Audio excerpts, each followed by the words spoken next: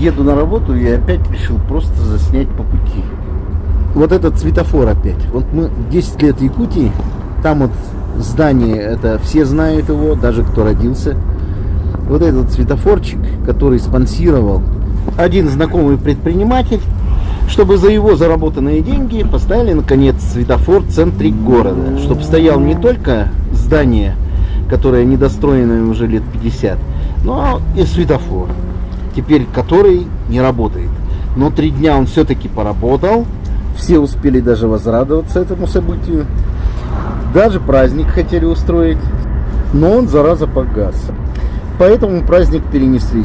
Вчера в этом светофоре ковырялись 2 человека. А может, они не в светофоре ковырялись? А может, они совсем не ковырялись, а просто стояли? Да ладно, хрен с ним, с этим светофором. Всем добра и улыбок.